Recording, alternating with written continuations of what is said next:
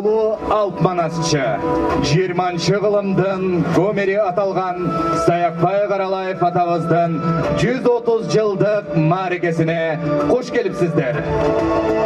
Ата журттун нукура байлыга, ала туунун сыймага, өз элинин ардактуу инсаны болгон Залкар Манасчы, дастанчы Саякбай Каралаев атабыздын жаркын элесине жана ошондой эле 130 жылдык мааракесине салтанаттуу иш-чараны баштайбыз. Куттуктоо үчүн сөз Балыкчы шаарынын мэри Азамат Арнабековичке берилет. Ассаламу алейкум, саламатсыздарбы?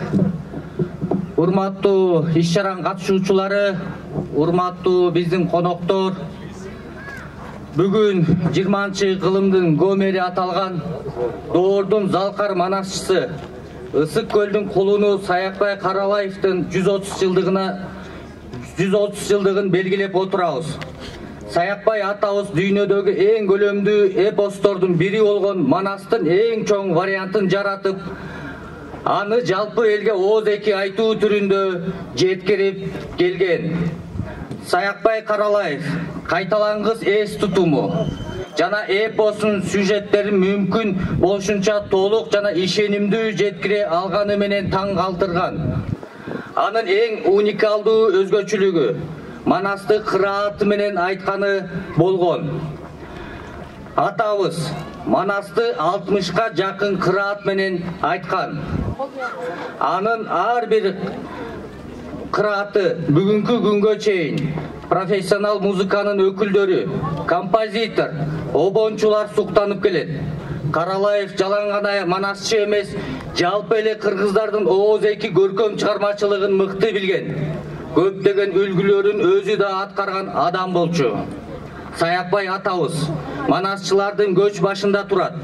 Анын аудио, видео жазуулары миңдеген манасчыларды таптап чыгарууга жол ачты деп ойлойбуз.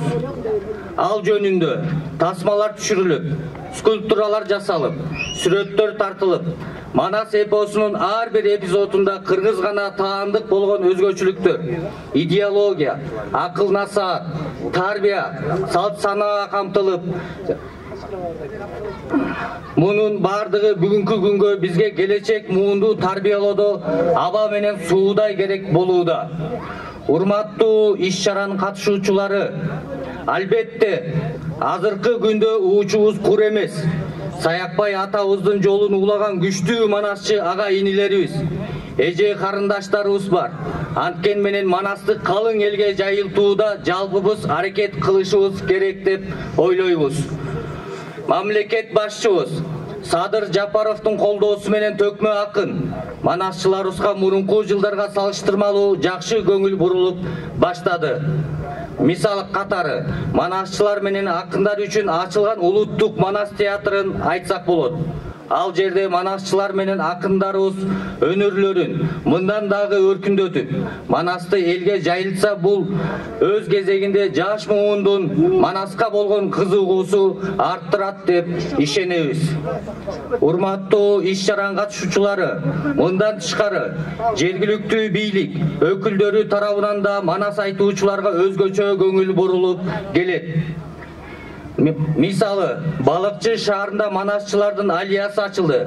Мынтип кечегиде илимий конференция өткөрүлүп, күндөп, түндөп Манас айтылууда.